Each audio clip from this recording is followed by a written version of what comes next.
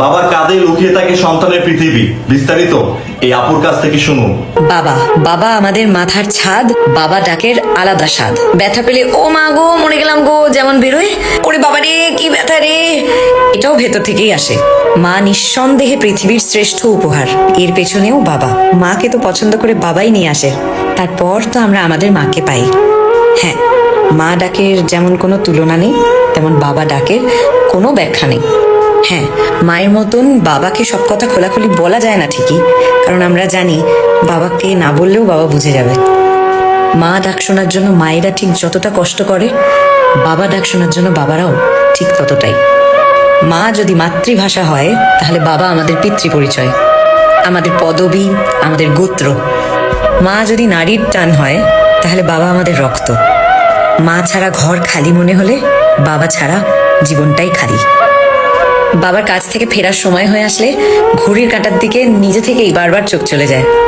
মায়ের কষ্টের কথা সবাই বলে, কিন্তু বাবার ত্যাগের কথা কেউ বলে না, এমনকি বাবারা নিজে মুখেও কোনোদিন বলে না। মারা তো সহজেই কেঁদে ফেলে, কিন্তু বাবারা কাঁদে সারা জীবনে একবার। সারা জীবন নিজের শখ আহ্লাদ জলাঞ্জলি দিয়ে নিজের মেয়েকে বড় করে সারা জীবনের মতো যখন বাবা অন্য লোকের বাড়ি দিয়ে দেয়, সেই ত্যাগের কাছে পৃথিবীর সব ত্যাগ ছোট মনে হয়।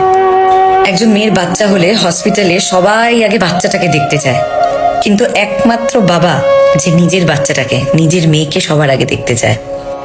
দাদু হওয়ার সুখের থেকেও তখন তার কাছে অনেক বেশি নিজের মেয়ের মা হওয়ার আনন্দ। আর যে বাবার ছেলে সন্তান, তার কি ত্যাগ কম?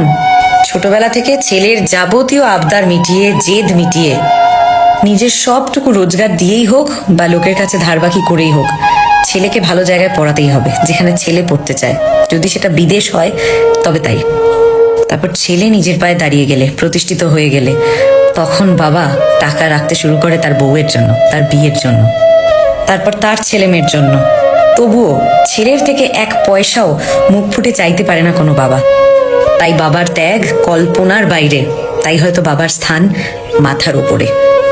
খুব খুব ভাগ্যবান তারা, বাবা মাকে কাছে পাচ্ছে যারা। বাবা কিন্তু আমাদের প্রথম হিরো, মানে বাবার শার্ট প্যান্ট জুতো বেল্ট চশমা যা বাবা পরতো তাই একদম বেস্ট, সেরা। সে হাত ঘড়ি হোক যাই হোক, আমার বাবা যেটা পরে সেটাই সেরা। সিনেমার কোনো নায়ক টায়ক না, আমার বাবাই হিরো।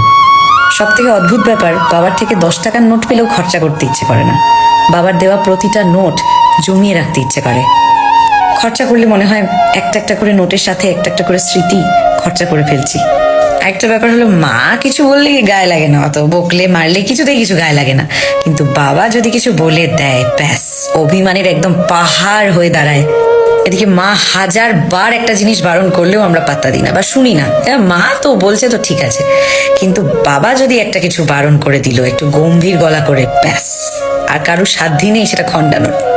ছোটবেলা বাবার সবকিছু নকল করতে ভালো লাগে। বাবার চটিটা পায়ে দিয়ে হাঁটতে ইচ্ছে করে, বাবার ঘড়িটা হাতে পরে দেখতে ইচ্ছে করে, বাবার চশমাটা চোখে লাগিয়ে দেখতে ইচ্ছে করে। কিন্তু সেই বাবাই যখন একটু বয়স হয়ে যায়, আমরা যখন একটু বড় হয়ে যাই, সেই বাবাই কিন্তু আবার আমাদের বেস্ট ফ্রেন্ড। তখন আর মাকে বলেও কোনো কথা সেরম শান্তি পাওয়া যায় না যতক্ষণ না বাবার সাথে শেয়ার করা হচ্ছে, যতক্ষণ না বাবাকে বলা হচ্ছে।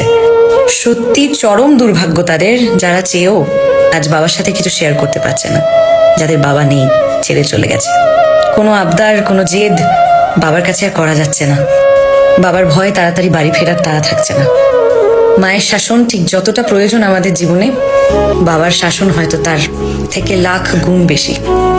তাই যাদের বাবা আছে তাদের সব আছে। বাবা সেই মানুষ যিনি সারা জীবন আমাদের জন্য পরিশ্রম করেন, নিজের স্বপ্ন ত্যাগ করে সন্তানের স্বপ্ন পূরণ করেন।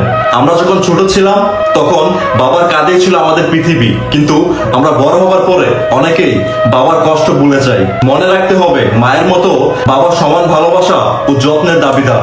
বাবার এক ফোঁটা ঘামের পেছনে থাকে সন্তানের হাসি, আর তার প্রতিটি সংগ্রামের পিছনে থাকে পরিবারের ভবিষ্যৎ। আসুন আমরা আমাদের বাবাকে সম্মান করেও ভালোবাসি এবং তার প্রতিটি ত্যাগকে জীবনের সবচেয়ে বড় সম্পদ হিসেবে দেখি। সরি গাইস, এটা আমার অপিনিয়ন ছিল। Thank you.